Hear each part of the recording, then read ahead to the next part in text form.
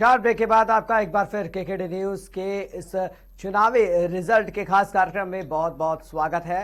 इस वक्त हम आपको साफ तौर से नतीजों से रूबरू करा रहे हैं। प्रधानमंत्री नरेंद्र मोदी का जो जादू है वो कितना चल रहा है और वो जादू साफ तौर पे कहीं ना कहीं नतीजों में अब परिवर्तित होता हुआ दिखाई दे रहा है। कांग्रेस का जो अहंकार कहीं ना कहीं था वो चूर होता हुआ दिखाई दे रहा है, ऐसा अनुराग ठाकुर ने भी कहा था।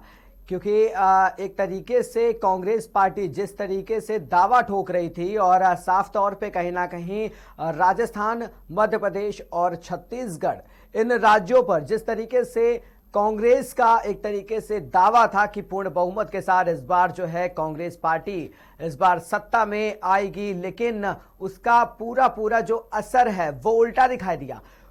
प्रधानमंत्री नरेंद्र मोदी का जो जादू था, जो भारतीय जनता पार्टी का जो जादू था, वो कहीं ना कहीं इन तीनों राज्यों में दिखाई दिया और पूर्ण बहुमत की सरकार जो है कहीं ना कहीं जो है देखने को मिली। तो बड़ी खबर से हम रूबरू लगातार आपको करा रहे हैं और जो रिजल्ट है जो अब आ रहे हैं सामने वो हम आपको बता रहे हैं। प्रधानमंत्री का जो जादू था वो हम आपको बता रहे हैं किस तरीके से लगातार चल रहा है और कहीं ना कई सीटों पर कांग्रेस का जो एक अहंकार था कि इस सीट पर कांग्रेस की दावेदारी एकदम तय है, उन सीटों पर कांग्रेस को मुंह की खानी पड़ी है। सारा अहंकार उन सीटों पर चूर हो गया, ऐसा अनुराग ठाकुर का साफ तौर पर इस तरीके का बयान आया है। उनका यह कहना है कि कांग्रेस का अहंकार जो था वो चूर चूर हो गया है, प्रधानमंत्री मोदी का जादू फिर चला है। तो अनुराग ठाकुर ने यह बयान दिया है और उन्होंने साफ तौर पे कहा कि कांग्रेस का अहंकार जो है वो चूर रहा है, प्रधानमंत्री का जादू मध्य प्रदेश, छत्तीसगढ़, राजस्थान